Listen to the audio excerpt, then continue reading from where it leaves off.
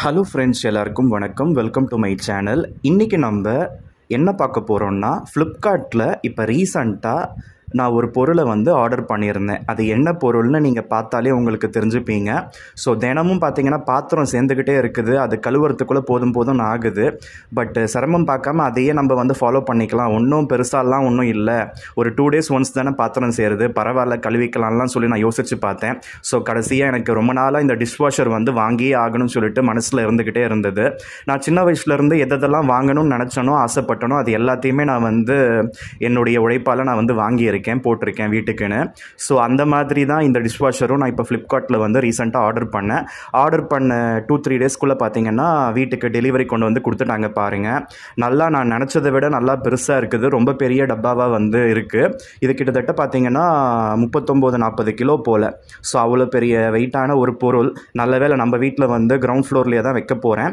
But இது இவ்வளோ பெருசாக இருக்குது. இது எங்கே வைக்க போகிறேன்னு தெரியல. இதை நான் ஆர்டர் பண்ணிட்டேன் ஆசாசியாக. இப்போ இதை எங்கே வைக்கிறதுன்னு தெரியாமல் முடிச்சுக்கிட்டு இருக்கேன். ஸோ அவர் பார்த்தீங்கன்னா இங்கே ஹாலில் வச்சுட்டாரு.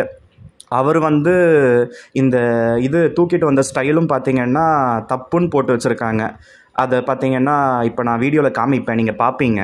ஸோ அதில் பார்த்தீங்கன்னா அந்த மாதிரி கேரி பண்ணக்கூடாதுன்னு சொல்லி போட்டிருக்காங்க. பட் இவர் அந்த மாதிரி தான் முதுகில் சுமந்துட்டு வந்தார். பட் உள்ளுக்குள்ளே இருக்க பார்ட்ஸ் எல்லாம் என்ன ஆக போதோ, அது ஒர்க் ஆகிற கண்டிஷனில் பார்த்ததுக்கப்புறம் தான் கொஞ்சம் மனசு நிம்மதியாக இருக்கும். ஸோ இது பார்த்தீங்கன்னா 2 பக்கமும் 2 பேர் பிடிச்சி கொண்டு வரணும்னு போட்டிருக்காங்க. இந்த மாதிரி முதுகுலலாம் சுமந்துட்டு வரக்கூடாதுன்னு சொல்லி போட்டிருக்காங்க. பட் இவங்க என்னடான்னா இம்ப்ராப்பராக தான் டெலிவரி கொடுக்குறாங்க. ஸோ இது அன்பாக்சிங் பண்ணுவாங்கன்னு சொல்லி நான் நினச்சேன். ஆக்சுவலாக அன்பாக்சிங் பண்ணி அதுக்கப்புறம் அவங்க கிளம்புவாங்க. ஸோ எனக்கு அந்த ஸ்மார்ட் டிவியெல்லாம் அப்படி தான் பண்ணாங்க. அதனால் இதுவும் அந்த மாதிரி பண்ணுவாங்கன்னு சொல்லி நான் ஃபீல் பண்ணேன். ஏன்னா அதுக்குன்னு தனியாக சார்ஜஸும் வாங்கியிருந்தாங்க. அப்புறமா எதுக்கு ஃப்ளிப்கார்ட் அந்த சார்ஜஸ் வாங்குதுன்னு தெரியல. இவரை கேட்டால் அந்த மாதிரி கிடையாதுங்க, உங்களுக்கு அன்பாக்சிங்லாம் கிடையாது, இது டிஷ்வாஷர் தானே, உங்களுக்கு அன்பாக்சிங்லாம் இல்லைண்ணே. அப்படி ஏதாவது இருந்தால் நானே கண்டிப்பாக பண்ணால் அதுக்கப்புறம் தான் ஓடிபி என்டர் பண்ண முடியும் அப்படின்னு சொல்லிட்டு அவர் டெலிவரி கொடுத்துட்டு ஓடிபியும் ரிசீவ் பண்ணிவிட்டு போயிட்டார். அவர் சொன்னதில் நம்பிக்கையோடு நான் இதை நான் வச்சுருக்கேன். இது இன்ஸ்டாலேஷன் பீப்புள் அதுக்கப்புறம் இன்ஸ்டால் பண்ணதுக்கப்புறம் தான் எனக்கு இது கொஞ்சம் சாட்டிஸ்ஃபை ஆகும். இது ஒர்க்கிங் கண்டிஷனில் வைக்கணும். இது முக்கியமாக என் வீட்டில் இப்போ கீழே இடம் இல்லை, எங்கே வைக்க போகிறேன்னு தெரியல. இது ஆசாசியாக வாங்கிட்டோம். ஸோ இதில் 8 பிளேஸ் செட்டிங்னு ஒரு ஆப்ஷன் இருக்குது. அது இதை விட சின்னது. அதை வாங்கியிருந்தேன்னா எனக்கு காஸ்ட் வைஸும் கம்மியாக இருந்திருக்கும். நான் எதுக்கு என்னவோ வீட்டில் 4-5 பேர் இருக்க மாதிரி நான் இந்த பெரிய டிஷ்வாஷர் ஆர்டர் பண்ணேன்னு தெரியல. இப்போ இதை எங்கே வைக்க போகிறேன், எப்படி இன்ஸ்டால் பண்ண போகிறேன்னு தெரியல. இதுக்கு பைப் கனெக்ஷன் தேவை, அதாவது வாட்டர் கனெக்ஷன் தேவை. அதுக்கப்புறம் இன்லெட்டும் தேவை, வாட்டர் அவுட்லெட்டும் தேவை. அதுக்கப்புறம் ஸ்ட்ராங்காக ஹெவியான ப்ளக் பாயிண்ட்டும் தேவை. இது எல்லாத்தையும் அரேஞ்ச் பண்ணி அதுக்கப்புறம் யூஸ் பண்ண ஆரம்பித்ததுக்கப்புறம் கம்ஃபர்ட்டாக ஆனதுக்கப்புறம் தான் எனக்கு கொஞ்சம் நிம்மதி. அது வரையும் எனக்கு கஷ்டம்தான். எவ்வளோ பெரிய டப்பாவாக இருக்குது பாருங்களேன். இது எங்கே வைக்கிறதுன்னு தெரியலங்க. ஸோ இந்த வீடியோஸ் பார்க்குற நீங்கள் என்னுடைய வீடை பற்றி தெரிஞ்சிருந்தீங்கன்னா எனக்கு ஒரு சஜஷன் கொடுங்க. இது அங்கே வைங்க, இங்கே வைங்கன்னு சொல்லிட்டு நானும் அதுக்கேற்ற மாதிரி நான் பிளான் பண்ணி வைக்க பார்க்குறேன். இது ஒவ்வொரு தடவையும் மூவ் பண்ணிக்கிட்டலாம் இருக்க முடியாது, வெயிட் அதிகம். அதனால் அவங்க இன்ஸ்டலேஷன் பர்சன் வரப்பவே கரெக்டாக ஒரு இடத்த ஃபிக்ஸ் பண்ணி அங்கே வச்சிடணும். அதுக்கப்புறம் இதெல்லாம் நம்ம நினச்சா கூட எடுக்க முடியாது. அதனால் சொல்ல வரேன். ஸோ இந்த ப்ராடக்ட்டை ஃப்ளிப்கார்ட்டில் நான் பார்த்தப்ப இது 39-40 கிலோ தாங்க போட்டிருக்கு. ஆனால் இப்போ இதை டெலிவரி கொடுத்ததுக்கப்புறம் இந்த அட்டைப்பெட்டியில் பார்க்குறப்ப இது கிட்டத்தட்ட 42.5 கிலோ. அதுக்கப்புறம் net weight, cross weight 45.5 kilo. அந்த அட்டைப்பெட்டி, அந்த தர்மோகோல் அதெல்லாமே சேர்த்து எக்ஸ்ட்ரா 3 கிலோ போல், கிட்டத்தட்ட 45.5 கிலோ. அவங்க தனியால் டெலிவரி கொடுக்கறதுலாம் சேஃப் இல்லை. 2 பேர் சேர்ந்து டெலிவரி கொடுத்தா நல்லாயிருக்கும். ஸோ அதே போல் இதோட டைமென்ஷன் பாருங்களேன். 598 mm × 600 mm × 845 mm. அப்போ கிட்டத்தட்ட அப்ராக்சிமேட்டாக 2 அடிக்கு 2 அடி லென்த் அண்ட் வித்து. ஹைட்டு மட்டும் பார்த்தீங்கன்னா கிட்டத்தட்ட 3 அடி. ஸோ கிட்டத்தட்ட 2.25 அடி 3 அடி கிட்ட வந்துடும். ஸோ இதுதான் இதோட டைமென்ஷன். ஸோ இந்த மாதிரி எல்லாத்தையும் செக் பண்ணிவிட்டு வாங்குங்க. ஸோ ஆசைப்பட்டு வாங்கிட்டு வீட்டில் இடம் இல்லைனாலும் கஷ்டமாக போயிடும். ஸோ இந்த வீடியோ பார்க்குற நீங்கள் என் மேலே வைத்தறிச்சலாக பார்ப்பாங்களான்னு தெரியாது. என்னுடைய சேனல் பார்க்குற நிறைய ரிலேட்டிவ்ஸு, நெய்பர்ஸ் எல்லாம் எப்போ நான் சாவேன், எப்போ என்னுடைய குடி முழுகும் அப்படின்னு சொல்லிட்டு யோசிச்சுக்கிட்டே இருக்காங்க. அதுக்கான பிரயத்தனங்கள், அதுக்கான அந்த என்ன சொல்கிறது, நச்சரிப்புகள் எல்லாமே அதிகமாக இருக்குது. அவங்கெல்லாம் எப்படியாப்பட்ட ஆளுங்கன்னு தெரியாது. நான் ஒன்றுமே இல்லாமல் நான் கஷ்டப்பட்டு நான் படித்து முன்னுக்கு நான் என்னுடைய வாழ்க்கையை நான் ஆசைப்பட்டு நான் வாழ்ந்துக்கிட்டு இருக்கேன். மற்றவங்க மாதிரி எல்லாம் நல்லா இருந்தும் கூட, ஃபேமிலி சப்போர்ட் இருந்தும் கூட, வீட்டில் ஒரு பொம்பளைங்க கஷ்டப்படுவாங்களேன்னு சொல்லிட்டு மனிதாபிமானம் கூட இல்லாமல் ஒரு வாஷிங் மிஷின் கூட வாங்கி போடுறதுக்கு துப்பு இல்லாத நாய்ங்க தான் எனக்கு பிரச்சனை பண்ணுற நாய்ங்க. இத்தனைக்கும் அவங்க வாழ்கிற வாழ்க்கைலாம் ஒன்றும் என்ன கம்பேர் பண்ணுறப்பெல்லாம் ஒன்றுமே இல்லை. Utter waste. அவங்க வந்து வாழ்கிற வாழ்க்கை ஒன்றுமே கிடையாது. அவனுங்கெல்லாம் என்னை வந்து பேசுகிறாங்க, நம்மளை வந்து வயிற்றுல கொட்டிக்கிறாங்கன்னா அது அவங்களோட என்ன சொல்கிறது, அந்த மென்டலி இல்னஸை காமிக்குது. அந்த மாதிரி மென்டலுங்களை பற்றி நான் யோசிக்காமல் இருக்க முடியல, பேசாமல் இருக்க முடியல. இப்போ இந்த வீடியோ பார்த்தவங்க நான் இந்த டிஷ்வாஷரை எவ்வளோ ரேட்டுக்கு வாங்கியிருப்பேன்னு சொல்லிட்டு எனக்கு கெஸ் பண்ணுங்கள், கமெண்ட்ஸ் மூலமாக தெரியப்படுத்துங்க.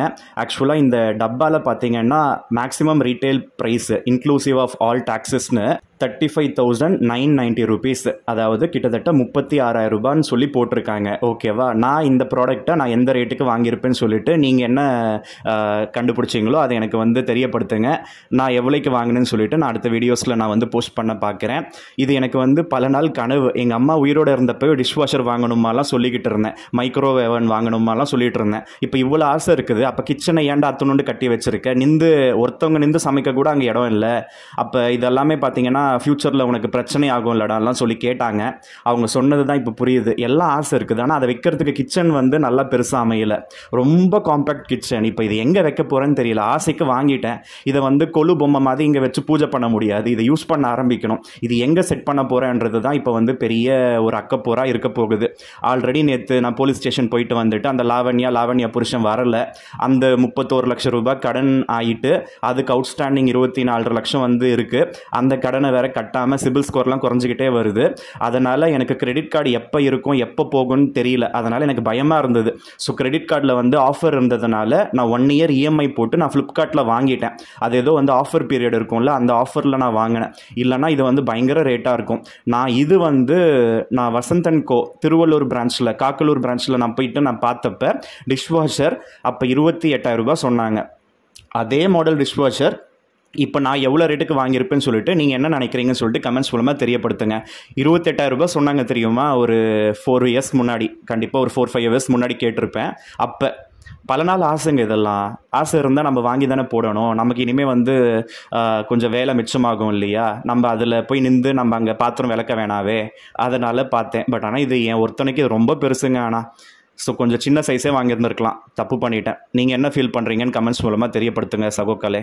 ஸோ இந்த வயசில் நான் ஆசைப்பட்ட மாதிரி ஒரு வீடு வந்து கட்டி முடிச்சு வீட்டுக்குள்ளே ஃபர்னிச்சர்ஸ் எல்லாம் கூட வாங்கி போட்டு அதுக்கப்புறம் எலக்ட்ரானிக்ஸ் எல்லாம் கூட பார்த்திங்கன்னா நான் நினச்சதெல்லாம் வாங்கி போட்டு இன்றைக்கி என்னுடைய வீட்டில் எல்லாம் பொருளும் இருக்குது. எல்லாமே கஷ்டப்பட்டதுனால எனக்கு அமைஞ்சிருக்குது.